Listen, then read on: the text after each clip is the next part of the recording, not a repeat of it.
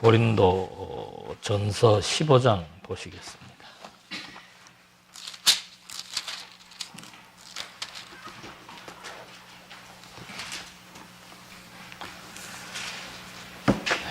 고린도 전서 15장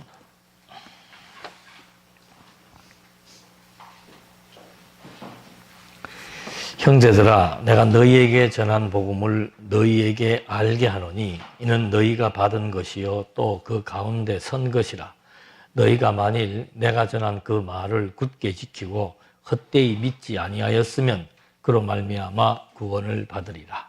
내가 받은 것을 먼저 너희에게 전하였나니 이는 성경대로 그리스도께서 우리 죄를 위하여 죽으시고 장사 지낸 바 되셨다가 성경대로 사흘 만에 다시 살아나사 게바에게 보이시고 후에 12 제자에게와 그 후에 500여 형제에게 일시에 보이셨나니 그 중에 지금까지 대다수는 살아있고 어떤 사람들은 잠들었으며 그 후에 야고보에게 보이셨으며 그 후에 모든 사도에게와 맨 나중에 만삭되지 못하여 난 자 같은 내게도 보이셨느니라. 이제 고린도 전서가 16장까지 이렇게 전개되고 있는데 16장까지 전개되는 내용에 있어서 하나의 그 맥락과 의도와 목적을 가지고 쓰여져 있다 그랬습니다. 그래서 우리 고린도 전서, 특히 고린도 전서를 이해할 때는 각 장별로 이해해서 어떤 사건이나 특별한 교훈을 중심으로 각계의 내용만 부각시키는 경우가 있는데, 바울이 이것을 기록할 때는 1장부터 16장까지 여러 가지 사건과 교훈을 설명하고 있지만은 하나의 목적을 향해서 연결되어 있다는 것을 우리가 이해하면서 오늘 이 부활에 대한 내용들도 이것이 바울이 이 부활 설명을 하는 이유가 무엇이며 목적이 무엇인지 이걸 우리가 알고 이 내용을 접하게 되면은 더욱더 입체적으로 이해를 하게 됩니다. 그래서 지난 시간도 뭐 잠깐 말씀을 드렸습니다만은 12장으로부터 좀 보면은 12장에서는 은사의 평등에 대해서 말하고 있고 13장에서는 사랑의 가치를 설명하고 있습니다. 그 다음에 14장에서는 은사의 가치, 그리고 이제 15장에서는 부활에 대한 얘기인데 이건 우리의 정체성과도 연관이 된 생명에 대한 가치를 말하려고 하고 있습니다. 그 다음에 16장에서는 이제 마지막 일의 성도들에 대한 그 안부와 당부를 얘기합니다만은 중요한 것은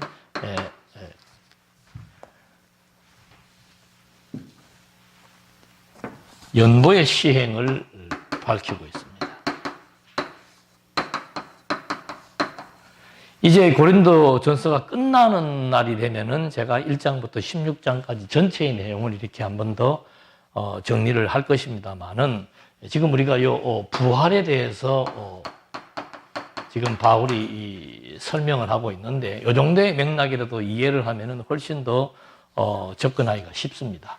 그러니까 이런 은사의 평등이나 이런 가치를 지금 자꾸 이렇게 중점적으로 말하려고 하는 이유는 뭔가 하면은 고린도 교회가 지금 어떤 인간적인 가치 기준과 평가에 따라서 서로 분쟁하고 분열하고 있다는 거죠. 그렇기 때문에 인간적인 어떤 자기중심적 가치와 기준과 평가에 따른 분열과 분쟁은 교회에서 타당하지가 않다. 교회는 자기중심적인 것이 아니고 결국에 가서는 상대의 유익을 위한 것, 교회의 유익을 위한 것, 이것이 교회가 지향하는 지향점이라고 일단 밝히고 있습니다. 그걸 바울은 건덕이라고 얘기합니다. 이게 건덕의 핵심은 뭔가 하면은 내 개인의 유익을 위해서 우리가 봉사하거나 살거나 행동하는 것이 아니고 결국은 이타적인 사고에 의한 것, 특별히 그 교회라고 하는 이 집단은 어떤 개인적인 가치 판단, 개인적인 사생활, 개인의 유익, 이익 이런 거를 위한 집단이 아니고 철저하게 그리스도 중심의 가치를 가지고 활동하고 봉사하고 해석하고 생활한다라고 하는 거. 그게 건덕입니다. 그러니까 개인의 유익이나 이익에서 상대의 유익, 교회의 유익으로 전환되는 이것이 고린도서에서 바울이 밝혀주려고 하는 거예요. 그러니까 은사가 여러 가지 은사가 있었는데 그것으로 인한 어떤 이제 자기 중심적인 판단에 의해서 내가 최고 서로 경쟁하는 서로 은사를 가지고 경쟁하는 예수님도 그랬죠. 예수님이 이제 곧 예수님은 아버지께로 다시 간다고 얘기하니까 제자들끼리 모여가지고 그다음에 누가 이 예수님의 후계자가 될 것인가를 서로 다투면서 내가 1인자, 2인자다, 내가 3인자다 이런 식으로 서열 다툼을 하는 걸 보았죠. 똑같습니다. 이 하나님이 주신 은사라고 하는 것도 어떤 서열 매김, 자리 매김, 경쟁을 위해서 준 것이 아니고 이건 철저하게 은사의 주체가 하나님 한 분이기 때문에 그분의 용도와 목적에 따라서 활용되어야 된다는 말을 했습니다. 그리고서는 그 다음에 여기에서 13장에 와가지고는 사랑의 가치를 얘기하죠. 사랑의 가치는 어디에 있는가? 물론 여러 가지 사랑에 대한 용도들을 다 밝혔습니다만 핵심적인 것은 뭔가? 이것은 나가 아니고 우리 그리고 교회의 유익에 있다. 그래서 믿음과 소망과 사랑 중에서 믿음과 소망이라고 하는 것은 자기 개인의 어떤 신앙 성숙의 발달 과정이라면은 사랑이라고 하는 것은 철저하게 내 개인의 유익이 아닌 우리의 개념, 공동체의 개념, 또 교회의 유익을 위해서 필요한 것이라고 은사를 가지고 경쟁하지 말고 사랑의 가치를 이제 바로 알게 되면은 다시 한 번 더 이 은사에 대한 가치를 더 확립하게 됩니다. 은사의 가치는 단마디로 얘기하는 거죠. 교회의 유익이다. 방언이든 예언이든 통역이든 이런 것들이 결국은 어떤 개인의 사적 용도라든지 유익을 위해서 필요한 것이 아니고 이거는 교회의 유익을 위한 것이다. 그래서 교회 생활의 아름다운 것은 품위 있고 질서 있게 행하라고 다시 한번 말했습니다. 그렇게 얘기하면서 이제 여기에서는 더 강도 짙은 여기서는 사랑의 가치, 은사의 가치, 그 다음에는 진짜 더 비중이 있는 생명의 가치에 대해서 말해주고 있는 거죠. 그러니까 이 생명의 가치, 이건 이제 부활을 통해서 바울이 설명하려는 것이고 그 부활을 통해서 바울이 설명하려는 논지는 바로 뭔가 하면은 우리는 전부 그리스도의 지체로서 하나의 생명체다. 일체적 생명 관계에 있다는 사실을 바울이 주지시켜 주는 겁니다. 그래서 우리가 어떻게 해야 된다? 나 중심에서 우리 중심으로 확장되어지는 그리고 나 중심에서 교회의 유익을 위해서 생각하고 판단하고 행동하는 그렇기 때문에 이 교회 회의라고 하는 것은 다른 어떤 집단의 회의하고는 성격이 다릅니다. 그러니까 전부 다 개개인의 개성이 있고 다양한 특성들을 가지고 있지만 모여서 논의하는 초점은 뭔가 무엇이 교회를 유익하게 하는 것인가 무엇이 그리스도의 뜻인가 이런 것들을 찾아 나가는 것이라고 말합니다. 그렇기 때문에 왜 우리가 그래야 되는가라고 묻는다면은 우리는 그리스도의 생명을 나누어 가진 지체이며 일체적 생명의 관계에 있다는 사실을 부활이라고 하는 사건을 통해서 바울이 증거하려고 하는 거죠. 그러면서 바울이 이제 그런 그 일체적 생명의 관계이기 때문에 하나님과 같이 견줄 수 있는 것이 바로 재물이라고 그랬습니다. 그러니까 재물을 우리가 나누어 쓸 수 있고 재물을 공유할 수 있고 재물을 통해서 남의 유익을 채워줄 수 있다면은 남의 빈곤을 채워줄 수 있다면은 그건 정말 생명의 일체적 생명의 관계에서만 가능한 가장 아름다운 건덕의 생활이기 때문에 결론적으로 여기에서 이제 연보에 대한 시행의 내용들을 말하고 있는 거죠.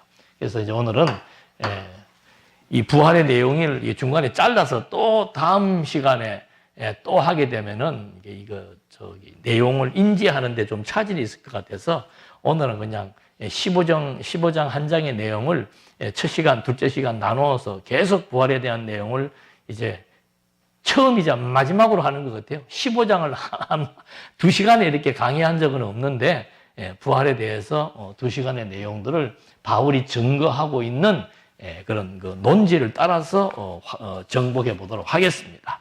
그래서 첫 번째 바울이 이 부활에 대한 생명의 가치를 설명하기 위해서 먼저는 그 부활에 대한 근거를 제시합니다. 굉장히 논리적이죠. 내가 지금 부활에 대해서 말을 하려고 하는데 그 부활에 대한 근거가 무엇인지, 어디에 있는지, 어떤 원천을 지금 여기에서 말하려고 하는 겁니다. 대부분의 많은 사람들은 부활 얘기를 하면은 그냥 이것은 성경에 있는 하나의 교리고 성경에 있는 하나의 이야기 정도로 이렇게 받아들이지 실제로 예수님이 부활했다라거나 아니면 실제로 우리도 부활한다는 것에 대해서 그렇게 확 믿음이 가지 않고 있는 거죠. 그래서 부활이라고 하는 것은 다시 산다는 것인데 아마 지난 시간도 제가 서울서도 부활 특강을 했습니다마는 다시 산다는 것인데 거의 많은 사람들은 죽으면 그걸로 끝나지 다시 또 내가 살아난다라고 믿는 경우들은 많지 않죠. 불교에서는 다시 산다는 것을 얘기하는데 그건 지금 기독교가 말하는 다시 사는 것과는 그 성질이 다르죠. 불교에서는 이 땅에 살면서 내가 많은 공덕을 쌓고 많은 사람들에게 자비를 베푼 사람들은 또 사람으로 태어나지만 이제 이 땅에 살면서 악을 행하고 나쁜 짓을 행한 사람들은 이제 쥐나 바퀴벌레나 이런 짐승들로 이렇게 태어난다고 말하는 윤회설을 얘기하고 있습니다만은 그거는 너무도 비과학적인 얘기입니다. 사람의 유전인자와 원숭이의 유전인자는 근본이 염색체가 다르죠. 근데 원숭이가 사람이 되고 사람이 죽었다가 다음에 원숭이로 태어나고 원숭이가 또 그러면 죽으면은 공덕을 쌓으면은 또 사람으로 태어납니까? 그렇게 허구적인 관념을 갖고 말하고 있습니다만은 성경은 왜 부활이 정말로 타당한 것이며 우리에게도 부활이라고 하는 것은 너무도 당연한 것이다라고 받아들일 수 있도록 바울이 이제 하나하나 설명을 하고자 하는 겁니다. 그래서 먼저는 근거를 바울이 밝혀주고 있고 두 번째는 복음의 핵심은 부활입니다. 그래서 부활 복음에 대한 성격을 바울이 밝히고 있습니다. 내가 전했던 이 부활 복음이라고 하는 것, 이것은 어떠한 다시 산다는 것에 대한 가치가 무엇인지를 여기서 지금 이제 말해주려고 하고 있고, 세 번째는 부활의 당위성. 부활한다는 것은, 우리가 다시 살아난다는 것은 너무도 정당한 것이고 올바른 내용이다라고 하는 것을 세 번째 밝히고 있고, 그 다음에 이제 네 번째는 부활에 대한 차설을 밝히고 있습니다. 근데 여기서 이렇게 밝히는 내용마다 다 이유가 있습니다. 갑자기 이 바울이 우리는 부활한다라고 얘기해놓고는 이제 그럼 어떤 순서에 의해서 부활을 하는가? 논리적이죠, 이렇게. 어떤 순서에 의해서 부활을 하는가? 차서라고 하는 것은 순서지요. 누가 제일 먼저 부활하는가? 1, 2, 3 순서가 있는데 바울은 그 순서를 밝히면서 무엇을 지금 말하려고 하는지 그 의도를 우리는 찾아야 될 필요가 있습니다. 그 다음에는 5번에서는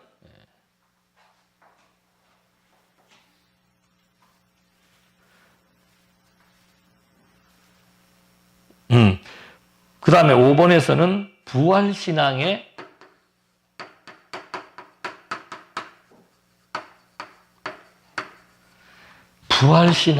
가치, 부활이 없다면 하면서 역설적으로 그 가치를 설명을 하는 겁니다.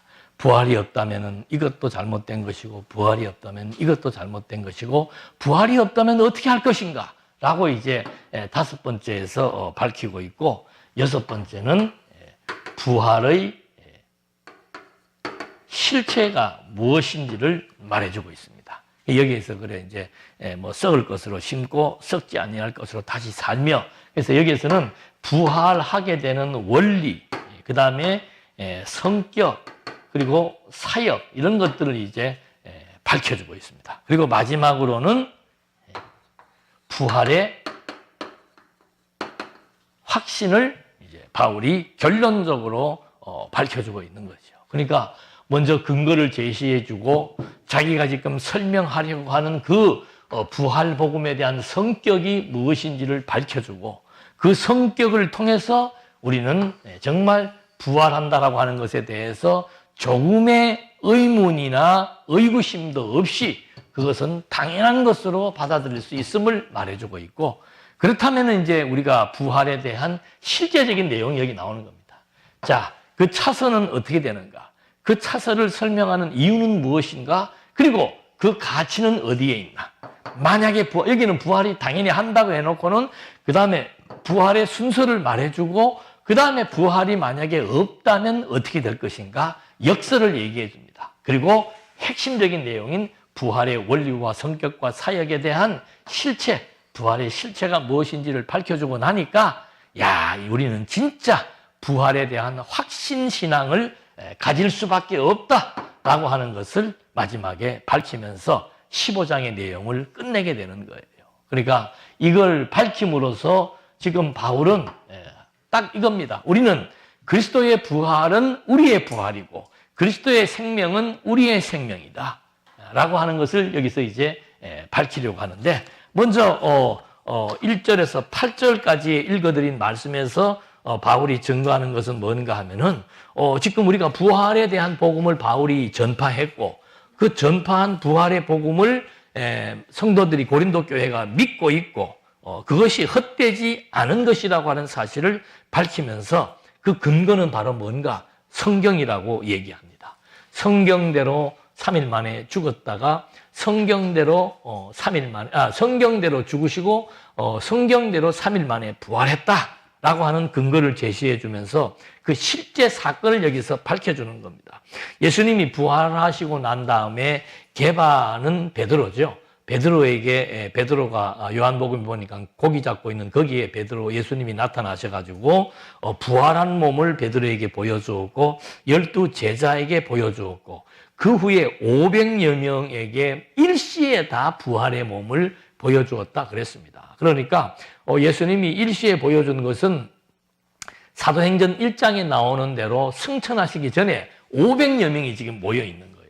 거기에서 예수님이 500여 명 앞에서 당신은 성경대로 죽고 성경대로 부활한 하나님의 아들 그리스도라는 사실을 밝혀주고 하늘로 승천한 것을 이 바울이 지금 이제 역사적인 사실이라고 여기서 밝혀주고 있는 겁니다. 그러니까 이 근거의 핵심은 뭔가 하면은 역사성이에요. 많은 사람들이 부활에 대해서 뭐 여러 가지 자의적인 해석을 하고 있습니다만은 부활에 대한 것은 역사적인 사실이다. 그리고 바울도 다메섹에서 부활하신 그리스도를 만났고, 바울은 자기가 만난 것은 제일 마지막에 기록하고 있죠.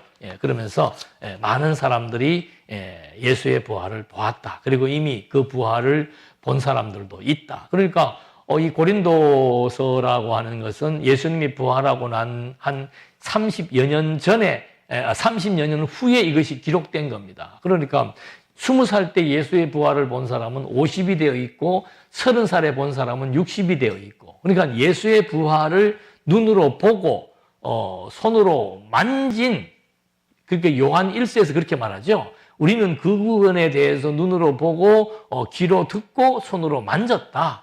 그런 증인들이 지금도 살아있는 그런 시대에 바울이 고린도 교회에다가 이 부활을 한 번 더 상기시켜주고 있는 거예요. 그러니까 본 사람, 또 그 본 사람에 의해서 들은 사람, 이런 사람들, 그리고 바울이 직접 전해서 들은 사람, 이런 사람들을 대상으로 해서 바울은 한 번 더 그 역사성에 대해서 사실임을 밝혀주고 있는 겁니다. 그래서 지난 시간에도 얘기를 했습니다만은 이런 그 부활에 대한 어떤 성경적인 근거, 이건 굉장히 중요한 거라 그랬습니다. 이것은 인간의 정체성을 이해하는데 너무도 중요한 거죠. 많은 사람들이 내가 누구인지에 대해서 정확히 철학자들도 의학자들도 과학자들도 규정을 할 수 없습니다. 인간이 무엇인지. 그래서 인간이 가장 중요한 것은 생명이라고 얘기하죠. 인간은 생명의 존재다. 그러면 그 생명은 무엇인가? 라고 질문했을 때 그걸 정확하게 단마디로 증명하거나 증거할 수 있는 그런 분야는 없죠. 근데 성경은 너무도 정확하게 말하고 있습니다. 인간의 생명이란 뭔가? 하나님의 생기로 존재하는 것이 생명이라 그 말입니다. 일반에서는 뭐라고 말하는가? 어떤 힘에 의해서 존재한다고 말하죠. 그 어떤 힘이 뭐냐고 물으면은 그거는 모르겠다고 얘기합니다. 그러니까 생명이 무엇인지 모르고 사는 거예요, 사람은. 내 생명이 무엇인지 모르고 사니까 이 생명이 다시 산다라고 얘기했을 때 그게 믿어질 수가 없는 거죠. 그래서 성경은 처음부터 생명의 역사를 우리에게 말해주고 있는 겁니다. 우주와 만물 창조라고 하는 것도 하나님께서 생명체를 이 피조 세계에 만드는 것으로 하나님의 섭리는 시작되게 되어 있는 거죠. 그래서 우주와 만물을 창조해 놓고 그 다음에 만드는 것이 뭔가 하면 이제 짐승들을 만들고 마지막 가장 중요한 7일째가 하나님의 쉬는 날인데 쉬기 직전에 하나님이 하시는 마무리 창조 작업이 뭔가 하면은 사람을 창조하는 거죠. 사람을 창조하는. 이게 왜 필요한가? 사람이 어떻게 창조되었으며 어떻게 구성되는지를 정확히 알아야 내가 누구인지를 정확히 인지할 수 있고 내가 다시 산다는 것에 대해서 당연히 받아들일 수 있는 것으로 우리가 이해할 수 있기 때문에 이건 너무도 중요한 얘기가 되는 거죠. 그래서 하나님의 그 창조 사역을 보면은 이 강의가 지난번 서울수도 끝나고 나니까 여러분들이 여러 사람들이 너무너무 새롭게 들었다는 분들도 많고 질문하시는 분들도 많고 한데 이것은 제가 경험한 이해할 수 있는 과정에서는 설명을 하지만 그 이해를 뛰어넘는 내용에 대해서는 성경에서 말하고 있는 것 이상을 말하기는 힘든 거죠. 그러니까 성경에서 이 내용을 설명할 때 잘 이해를 하시고 개념 이해가 안 될 때는 또 한번 나중에 따로 토론 시간을 좀 갖도록 그렇게 하겠습니다. 하나님이 처음에 인간을 창조할 때 인간의 구성입니다. 구성. 흙이에요. 흙. 최초의 아담, 사람은 흙으로부터 시작되죠. 이건 피조물입니다. 흙에다가 하나님의 생기를 불어넣었다 그랬습니다. 흙에다가 하나님의 생명의 기운을 불어넣으니까 이것이 이제 흔히들 말하는 생명체가 되었다 이 말입니다. 생명을 가지고 있는 육체가 되었다는 거예요. 그러니까 사람에게는 이때부터 이제 사람을 만들 때 하나님은 무생물, 생명이 없는 흙에다가 하나님의 생기를 불어넣어서 생명이라고 하는 생명체로 만들어 놓았기 때문에 사람은 무엇으로 존재한다? 흙으로 존재하는 게 아니고 생명의 기운으로 존재한다 이 말입니다. 그래서 인간의 생명이란 무엇인가? 하나님의 생명의 기운으로 존재하는 것, 이러면 짧지만 아주 정확한 개념이 되는 겁니다. 인간의 생명이 뭔가? 하나님의 생기가 빠지면 설명할 수가 없죠. 그러니까 현대과학이나 의학이 설명할 수 없는 이유는 뭔가 하면은 신의 존재를 부정하게 되면은 설명할 수가 없다는 거죠. 근데 성경은 아주 정확하게 인간의 기운을 밝힐 때 인간이 어떻게 만들어졌으며 존재하게 됐는지를 말해주고 있습니다. 그래서 이런 그 생명체인데 이 생명체를 성경은 어떻게 특성화시키는가 하면은 살아있는 영적 존재라고 말하고 있는 겁니다. 생명이 있는 존재인데 그 생명은 그냥 생명이 아니고 영적인 존재다. 영적인 존재다. 생명체라고 하는 것은 인간은 영적인 존재. 인간은 첫째, 인간은 하나님의 생명의 기운으로 존재하는 것이고 그 존재의 방식은 뭔가? 존재의 방식은 영적인 존재로 영적으로 존재한다 이 말입니다. 그러니까 영적인 기능이 모든 것의 근본이라 이 말이죠. 그러니까 살아있는 생명을 지니고 있기 때문에 인간은 영적인 존재, 영물이라 그러잖아요. 인간을 영물이, 영적인 존재를 영물이라 이 말입니다. 그러면 이제 영적인 것이 무엇이며 왜 영적인 존재가 되었는지를 우리가 알아야 되죠. 그래서 하나님께서 창세기에도 그게 나옵니다. 하나님이 인간을 만들 때 어떻게 만들었는가 하면은 하나님의 멋대로, 형상대로 만들었다 그랬습니다. 형상. 그러니까 형상이란 그 단어적인 뜻은 닮게 한다 이 말입니다. 하나님을 닮는다는 거죠. 하나님을 닮는다는 것은 모양을 얘기하는 게 아닙니다. 그의 어떤 본질을 닮는다는 뜻이에요. 그래서 첫째는 하나님을 닮는다는 것은 태생적으로, 하나님을 닮는다는 것은 태생적으로 하나님과 사람이 부자 관계에 있다는 것을 의미합니다. 그래서 하나님이 아담을 만들고 모든 사람을 만들 때 하나님이 선택적으로 내 아들이라고 규정하기 시작을 합니다.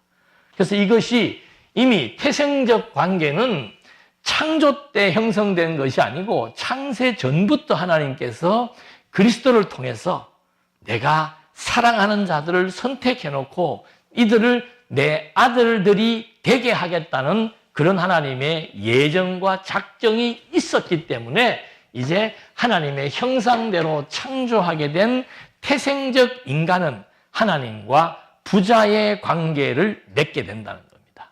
두 번째는 종교적 관계예요. 종교적 관계라고 하는 것은 하나님과 인간은 반드시 예배적 관계에 있다는 거죠. 왜 그런가? 하나님 그 요한복음에 그런 성경 그 구절이 나오죠. 하나님은 영이시니 신령과 진정으로 뭐 할지니라.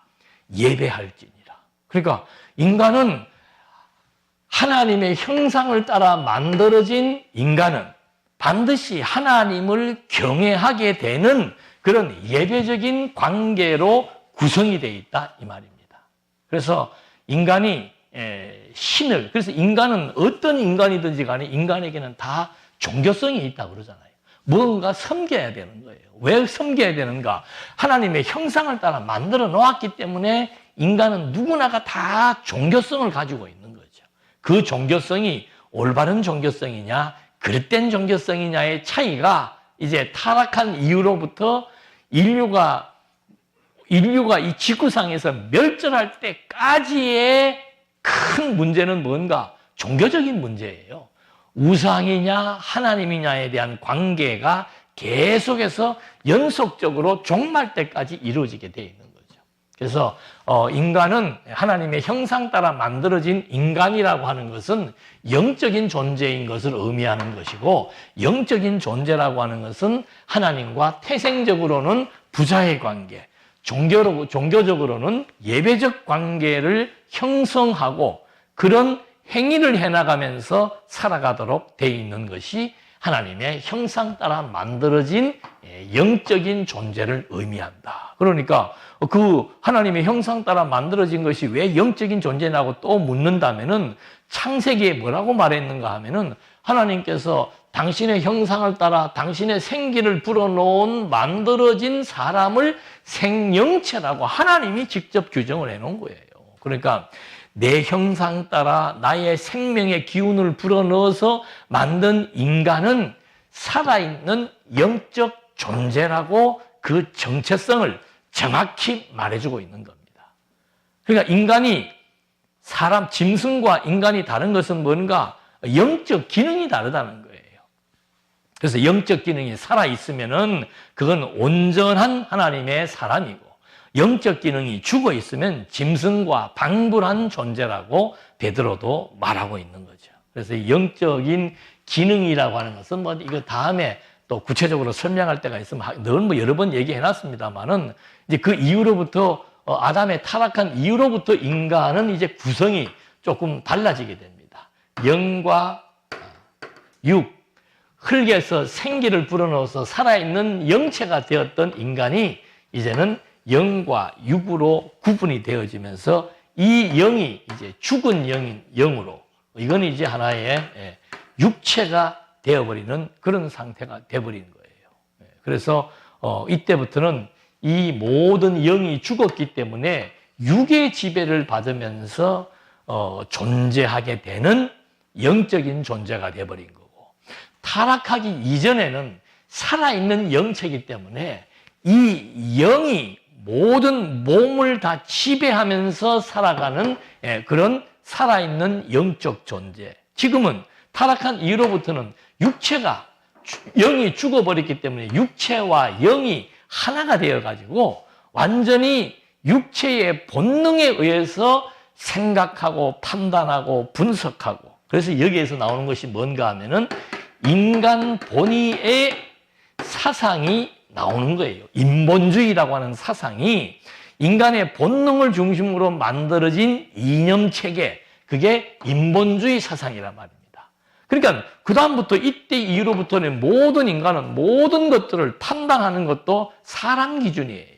모든 가치도 내 본능적 욕구에 따라서 가치 평가가 되어지고 해석도 내가 중심으로, 내가 중심이 되어서 모든 것들을 해석하려고 하고, 생각하는 것도 무엇이든지 간에 내 육체의 유익을 위한 생각으로 인간이 살아갈 수밖에 없는 그런 타락한 존재가 되어버렸다는 거예요. 그렇게 되어 있다가 이제 그리스도를 만나게 됨으로써 이 죽은 영이 다시 살아나게 되었다는 것을 성경은 중생이라고 말하는 거죠. 다시 살아나게 되었기 때문에 이제 우리는 자꾸 누구를 닮아가는가? 이 영의 본체이신 그리스도의 형상을 닮아가도록 그런 이제 과정들이 주어지게 되는데, 자, 하나님의 형상대로 창조되었다는 것에 대한 좀 더 몇 가지 구체적인 사례들을 점검을 해보도록 그렇게 하겠습니다. 그래서 처음에 그 하나님이 사람을 만들 때 이게 기원입니다. 최초의 인간은 생영체였다. 그 다음에 계속해서 인간이 하나님의 형상대로 하나님은 이제 처음에 아담을 만들어 놓고 나서부터 그 아담에게서 또 여자를 만들어냅니다. 사람인 여자를 만들어내고, 그 다음에는 아담과 그 남자와 여자의 관계를 통해서 그 다음 자식을 놓게 됩니다. 그런 과정에 대한 설명을 창세기 5장에서 밝히고 있는데, 아담이 나왔습니다. 그 다음에 아담 플러스 하와, 여자지요. 남자와 여자가 둘이 한 몸이 되어가지고 이 한 몸이 되어지는 방식들을 통해서 그 다음에는 이 하나님의 형상이 계속해서 출생되어지는 사람들에게 그대로 계승되도록 하나님이 섭리를 해놓은 거죠. 자, 그게 어떻게 증명될 수 있는가? 창세기 5장 3절에 보니까 하나님께서 이제 아담이 셋을 출생을 시킬 때 무슨 중요한 용어가 나오는가 하면은, 아담이 창세기 5장 3절에 보면은 아담은 130세 자기의 모양, 곧 자기의 형상과 같은 아들을 낳아 이름을 셋이라 하였고. 그러니까 그냥 아담이 셋을 낳았다 그러면 되는데 어떻게 낳았다 그래요? 아담의 형상을 닮은, 아담의 형상과 같은 아들을 낳았다. 자, 요 말은 아담의 형상과 같은 아들을 낳았다라고 하는 형상과 아들이라고 하는 말은 지금 바로 아담을 하나님이 창조하실 때의 방법과 유사성을 가지고 있습니다. 하나님이 아담을 창조할 때 하나님의 형상대로 만들었다고 했죠. 그 하나님의 형상대로 만들었다라고 하는 것은 태생적으로 아버지와 아들의 관계입니다. 그런데 아담이 셋을 출생시키는 과정에서도 보니까는 아담의 형상이라는 말은 이 아담은 하나님의 형상이에요. 하나님의 형상대로 아담을 만들었는데 아담이 그 다음에 자식을 놓을 때 자기의 형상을 닮도록 자기의 형상대로 셋을 낳아서 아들이라 얘기했다는 거죠. 그러니까 하나님의 형상이 아담에게 나타났고 아담의 형상이 셋에게 나타났고 아담의 형상이 셋에게 나타난 것을 아들이라고 지금 말하고 있습니다. 그래서 이때부터는 이제 이 셋 이전에 이제 나와 있는 게 가인과 아벨인데 가인과 아벨도 바로 이 종교적인 문제로 이제 범죄가 발생하게 되는 거죠. 그러니까 하나님께서 아벨이 죽었는데 죽은 아벨 말고 이제 하나님은 족보에다가 셋을 올려놓고 있는 겁니다. 아벨 대신해 주신 셋을 올려놓고는 그 셋을 올려놓으신 이유가 바로 어디에 있는가? 아담의 형상대로 하나님의 아담의 아들, 즉 하나님이 아담을 아들로 그리고 영적인 존재로 창조한 것처럼 아담은 아들을 셋을 낳을 때 자기의 형상과 아들로 규정해서 그 다음에 출생을 하게 되었다. 출생을 시켰다는 내용으로서 전개가 되는데 이게 노아 때 오니까는 늘 공부한 대로 어떻게 구분돼요? 하나님의 아들과 사람의 딸로 이렇게 구분되어져 버립니다.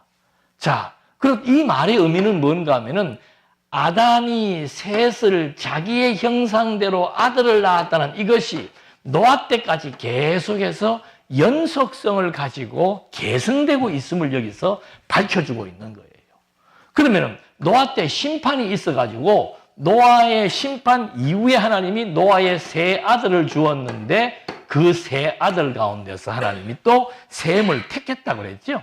그러니까 셈을 택해가지고 셈으로부터 시작돼가지고 이제 쭉 인류가 계속해서 번성을 하게 되는데 그 번성되는 인류에게는 하나님이 아담을 창조할 때와 똑같은 방식으로 똑같은 내용물을 가지고 번성이 된다는 겁니다. 그래서 하나님이 아담을 형상대로 창조했던 것처럼 그 내용물이 그 다음에 아담이 셋을 출생할 때 셋이 그 다음에 아들을 출생할 때 그대로 승계되고 계승되도록 하나님이 섭리해 나왔다는 거예요.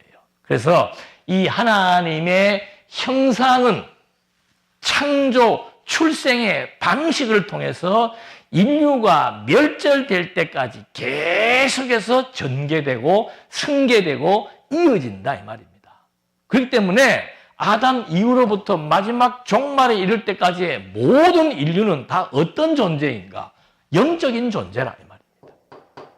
그 영이 살았느냐 죽었느냐 문제는 차후의 문제고 일단은 모든 인간은 영적인 존재라고 하는 사실.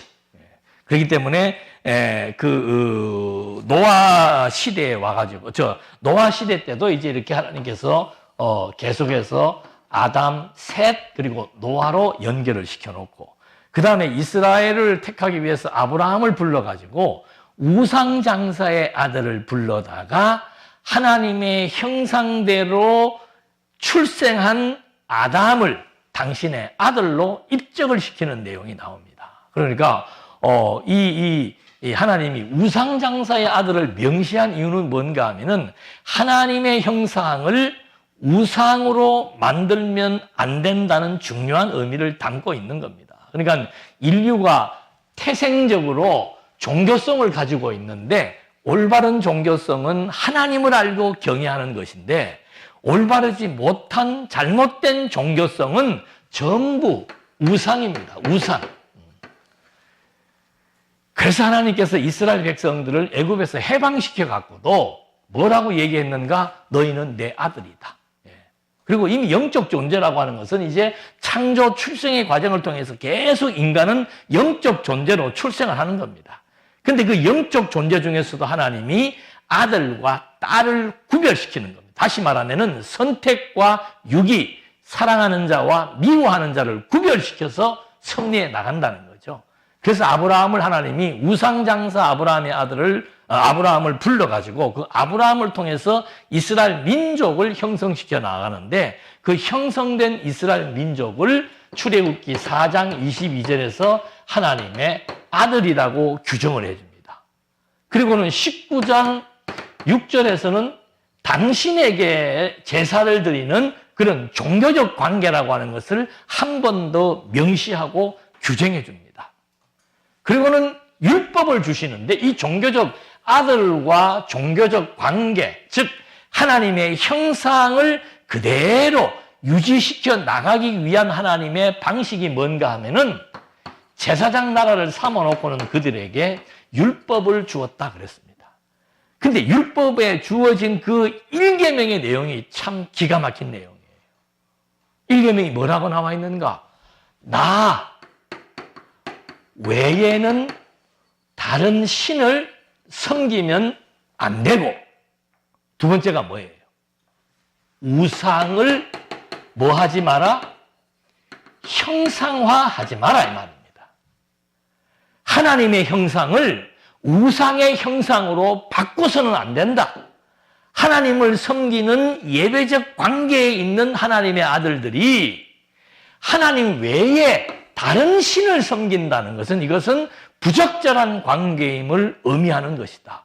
왜 인간이 하나님을 섬겨야 되는가? 왜 선택받은 인간은 반드시 하나님만을 섬겨야 되는가? 그 이유가 여기에 담겨져 있는 거예요. 이미 창조 때, 아니 창세 전부터 하나님의 백성을, 하나님의 아들을 하나님이 구별지어 놓고서는 그들에게 하나님의 형상을 담도록 하나님이 창조해 놓고, 창조해 놓은 그 피조물이 출생이라고 하는 과정을 거쳐서 그대로 형상이 존재하도록 하나님이 섭리해 나오셨다는 거예요.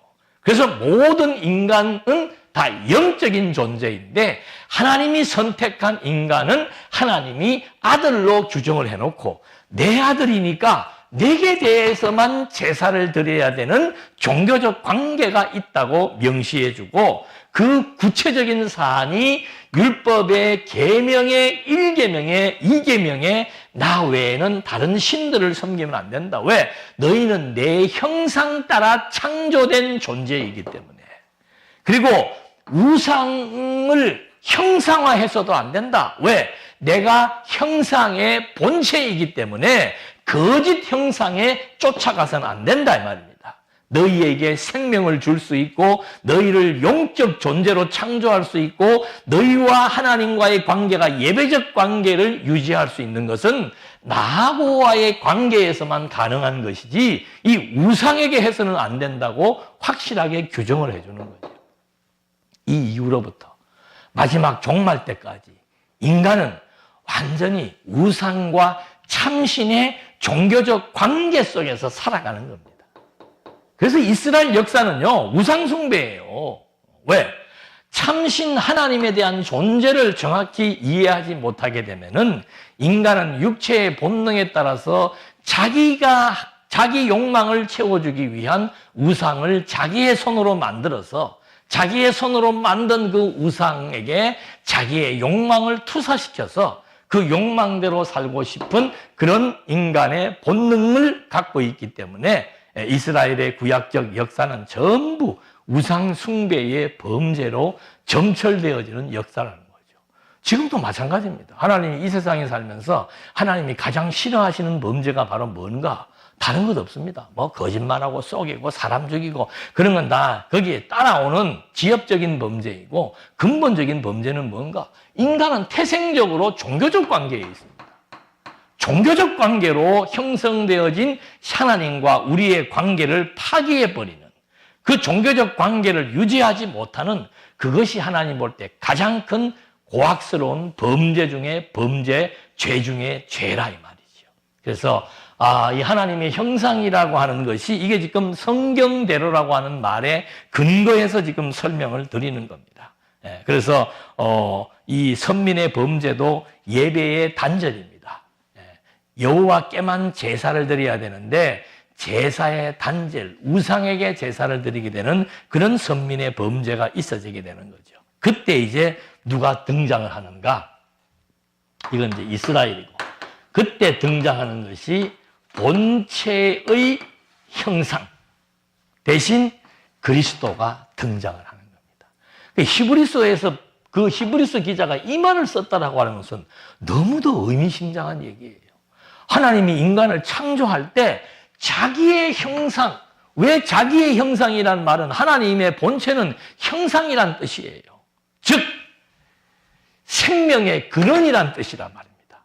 모든 만물이 생명의 근원이신 당신에게 경배해야 되는 그런 종교적 관계도 가지고 있지만 당신의 형상이라는 그 말 속에는 모든 피조 만물을 존재하게 하는 생명의 근원이 되심을 성경은 밝혀주고 있는 겁니다. 그러니까 결국은 인간이 죽었다라고 하는, 우리는 사람이 죽었다 그러면 육체의 숨이 끊어진 걸 죽었다라고 얘기하고 그것을 중요하게 여기지만, 하나님이 죽었다라고 하는 것은 영적으로 살았느냐 죽었느냐, 그것이 하나님 볼 때는 가장 큰 인간에게 있어서 큰 사건이라 그 말입니다.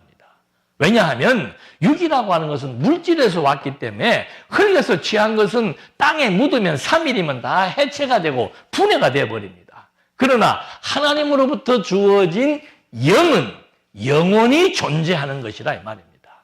영원히 존재하는데 어떤 상태로 존재하는가? 살아있는 상태로 존재하는가? 죽어있는 상태로 존재하는가? 살아있는 상태로 존재해야만 영적인 기능을 제대로 발휘할 수 있는 하나님의 아들로서의 삶이 그대로 주어지기 때문에 형상을 닮았다는 그것 자체가 그대로 존재할 수 있기 때문에 이 관계는 너무도 중요한 관계고, 이 관계를 가능하게 움직여 나갈 수 있는 영적 기능이라고 하는 것은 너무도 중요한 기능이다. 그래서 성경은 항상 인간의 영에 대한 가치와 관심을 두고 있는 거죠. 그래서 하나님이 처음에 아담을 창조할 때 생명체, 즉 살아있는 영체로 창조했는데, 그 살아있는 영체의 하나님의 그 영적 기능과 형상이 그대로 그 다음에는 출생의 과정을 통해서 연속성을 가지고 주어진다. 두 번째, 근데 이 영이 아담의 타락으로 말미암아 셋으로부터 주어지는 영은 죽은 상태로 출생하게 된다는 거죠. 그래서 죽은 상태로 출생하는 그런 하나님의 아들들을 다시 하나님의 구약시대의 방법으로 하나님이 선택해서 내 아들로 규정해서 그들을 다시 살려서 하나님의 백성 삼아서 전개해 오시다가, 이제는 이 그리스도를 통해서, 본체의 형상이신 그리스도를 통해서 진짜 다시 영이 살아나는 중생의 역사를 경험하게 하는 겁니다. 그래서 예수를 믿는다고 하는 것은 뭔가? 죽었던 영이 다시 소생한 것을 의미하는 거예요. 죽은 영이 소생했으니까 하나님이 믿어지고 그리스도가 믿어지고 하나님을 의지하게 되고 하나님을 경외하게 되는 종교적 현상이 나타나게 된다는 거죠. 그래서 지금 성경에서 이 본체의 형상이신 그리스도가 나타나서, 이제는 그리스도가 그래서 그 말을 하는 겁니다. 본체의 형상인 내가 왔으니까 이제는 이 예배적 관계를 개선해야 된다. 우상에게 절했던 그런 예배적 관계를 개선하고, 모형적인 예배적 관계를 개선하고, 이제는 실체적으로 영적으로 살아있는 기능을 발휘할 수 있는 신령과 진정의 예배가 우리에게 필요하다. 그 예배를 내가 바로 너희의 영혼을 소생시켜서 그 예배적 관계를 다시 환원시켜 나가겠다라고 예수님이 말해주고 있는 거예요. 그래서 우리가 지금 예배 드린다라고 하는 것은 이런 절차에 따라 드리는 예배도 예배지만 이건 하나의 형식이에요. 여기에 나와 계셔도 생각이 다른 데가 있으면은 그거는 올바른 영적 예배가 아니에요. 영적 예배라고 하는 것은 뭔가? 내게 대하여 제사를 드리는, 즉 하나님의 뜻이 무엇인지를 분별하고 하나님 판단 기준에 의해서 내 삶을 재조명하고 하나님이 좋아하시는 것이 무엇인지를 생각하며 지금 말씀을 통해서 하나님과 나와의 관계를 새롭게 해나가는 이런 예배적 관계가 참 신령과 진정의 예배라고 성경이 규정해주고 있는 겁니다. 그러니까 첫 번째 이 기원에서 말하고자 하는 핵심은 뭔가 하면은 하나님이 아담을 하나님의 형상 따라 창조했고 그 다음부터 출생하는 모든 인간들은 아담과 하와가 한 몸이 되어지는 이런 출생의 방식을 통해서 인간에게 하나님의 형상이 계속해서 존재하도록 하나님이 섭리하신다. 그렇기 때문에 인간은 하나님이 이제는 직접 창조하지 않아도 모든 인간은 영적인 존재로 출생을 한다. 단 영적인 존재로 출생하는 모든 인간들 중에서도 하나님이 선택한 하나님의 아들이 있고 하나님이 선택하지 않은 생명체들이 있다는 사실은 이제 성경이 우리에게 말해주고 있는 거죠. 그래서 지금 여기에 논점은 다른 것 없습니다. 하나님이 인간을 형상 따라 창조했는데 형상 따라 창조했다라고 하는 것은 영적인 존재를 의미하는 것이고 그 영적인 존재, 영은 영원히 존재하는 성질을 가지고 있다. 그래서 불멸성이라고 말하는 거예요. 영은 사라지거나 없어지거나 소멸되는 것이 아니고 이 영은 하나님의 영으로부터 주어진 것이기 때문에 영원히 존재한다는 것을 지금 밝히는 겁니다. 그러니까 자, 이 말을 다시 말하는 이유는 뭔가? 사람이 죽으면 어떻게 되는가? 존재한다, 존재하지 않는다. 그걸 지금 설명하기 위해서 지금 이 말씀을 계속해서 드린 거예요.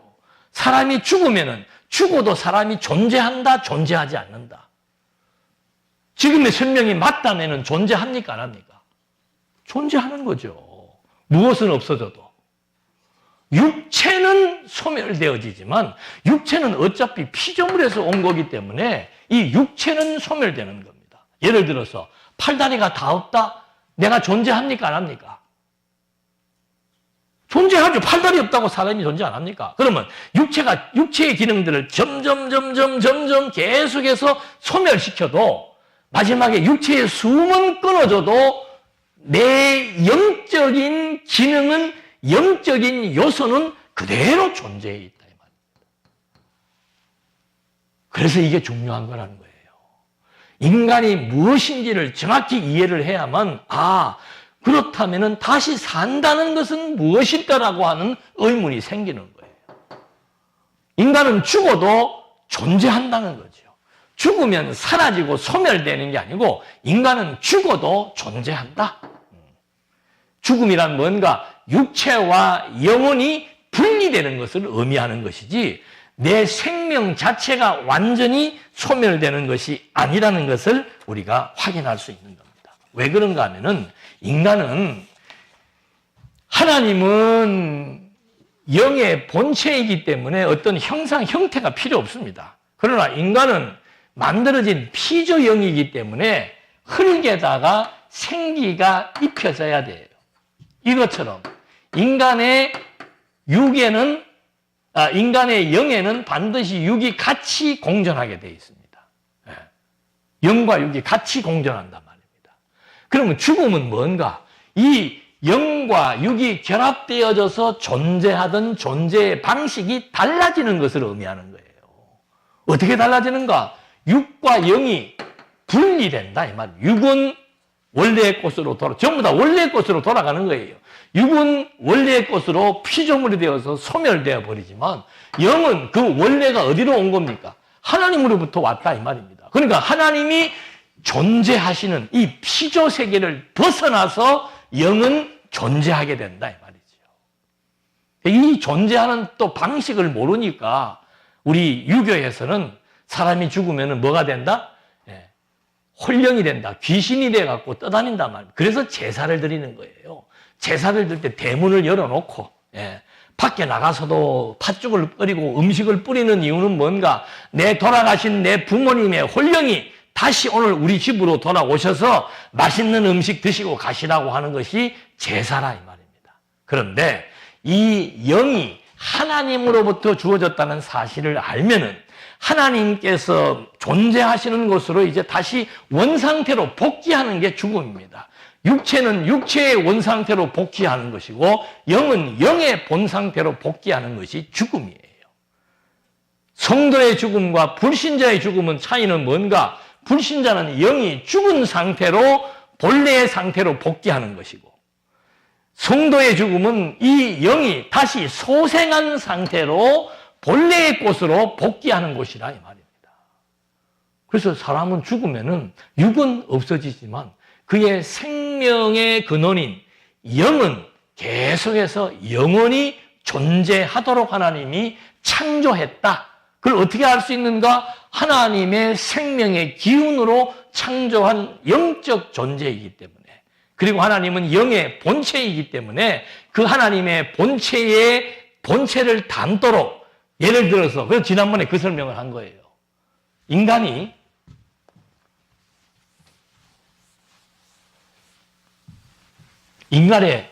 DNA만 가지고 봐도 인간은 요 7, 80년 살다가 내 인생 나라고 하는 존재가 완전히 소멸되는 것이 아니라는 것을 분명하게 설명을 했죠. 지금 내가 여기 있습니다. 내 부모들 거슬러 가면은 아담이 나옵니다.